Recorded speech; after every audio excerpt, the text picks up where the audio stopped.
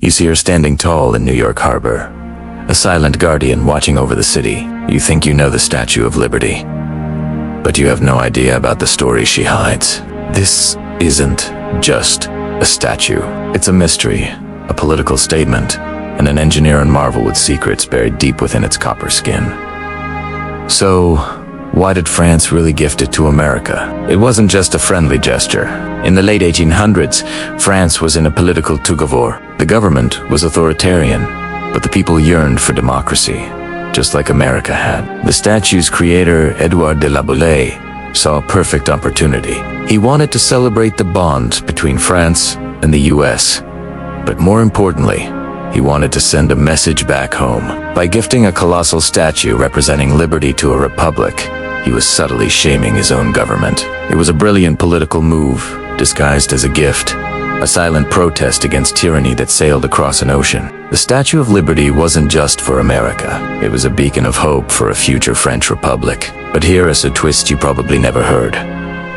The Statue of Liberty was never meant for America in the first place. The original concept was designed for Egypt. The sculptor, Frédéric Auguste Bartholdi, was fascinated by the colossal statues of ancient Egypt.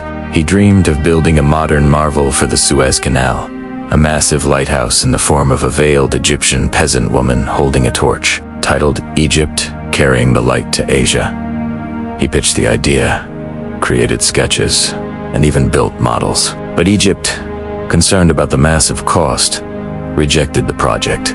So, what happened to this grand idea? Bartholdi, ever the opportunist, didn't let it die. He packed up his concept, tweaked the design, and quietly repurposed it for a new client. America. The robed woman found a new home and a new name across the Atlantic. Back in France, the statue's construction was a spectacle of hidden genius. This is where another famous name enters the story, Gustave Eiffel, the very same man who would later build the Eiffel Tower. While Bartholdi designed the exterior, Eiffel was the mastermind behind the skeleton. He designed a flexible iron framework that could withstand the powerful winds of New York Harbor and support the statue's immense weight.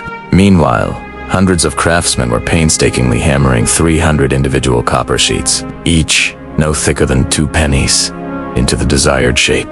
This process, called repousse, was all done by hand. The statue was assembled in Paris first, towering over the city's rooftops, a surreal sight for Paris. All this was happening thousands of miles away, and New York had absolutely no idea the scale of the monument that was about to arrive on its shores. Then came the epic journey across the Atlantic.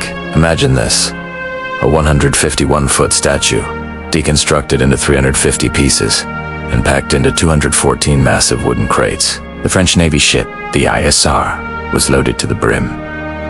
The voyage was perilous. The ship nearly sank in a violent storm, and the crew had to fight to keep their precious cargo from being lost to the sea. When the crates finally arrived in New York Harbor in June 1885, the city erupted. But the excitement quickly turned to a new challenge. The statue was here, but the pedestal wasn't even finished. It took months of fundraising, led by publisher Joseph Pulitzer, to get the money needed. Once it was ready, an often forgotten team of workers, many of them immigrants, began the gigantic puzzle of reassembling her, piece by piece, high above the water. Now let's go inside, to a place no tourist can ever visit. Hidden within the torch is a small, mysterious metal room. For the first 30 years, visitors could actually climb a tiny, narrow ladder all the way into the torch for a breathtaking view.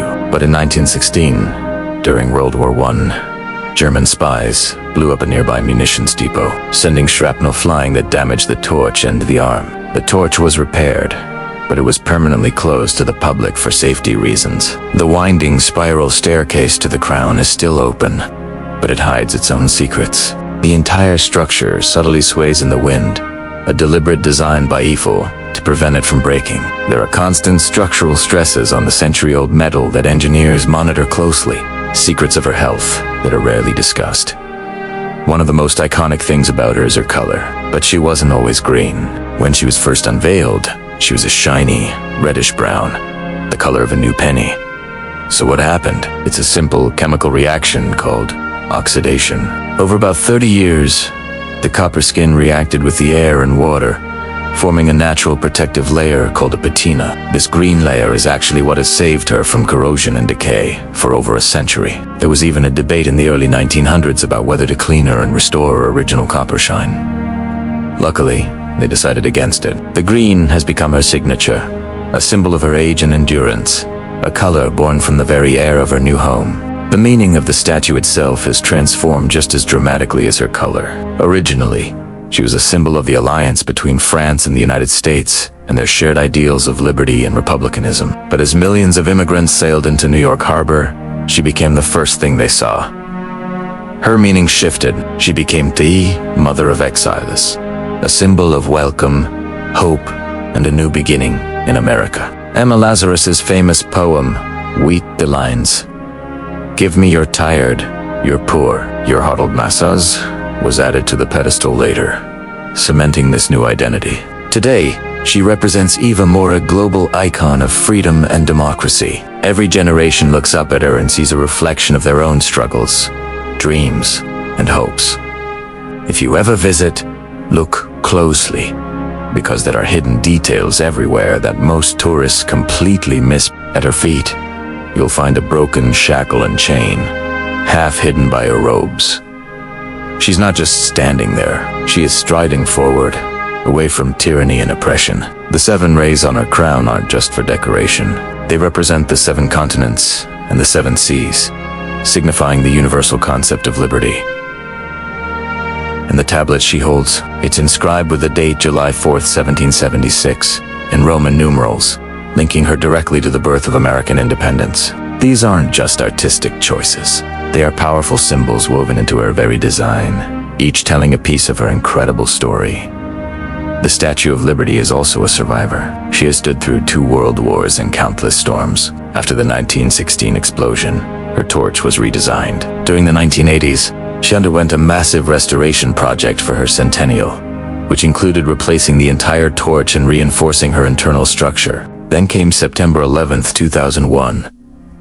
In the aftermath of the attacks on the nearby World Trade Center, the statue was closed for years. When she finally reopened, she became a powerful symbol not just of liberty, but of American resilience and strength in the face of tragedy. She stood as a testament that hope could not be extinguished. So, the next time you see a picture of the Statue of Liberty, remember she is so much more than a monument. She is a living story. A story of political rebellion, of an engineering dream that refused to die, of a perilous journey across the ocean, and of the courage of countless people who built her and have protected her ever since. She is a puzzle, a survivor, and a constant inspiration. And these are only the secrets we know. Thanks for watching. If you want to uncover more secrets behind the world's greatest icons, make sure to subscribe.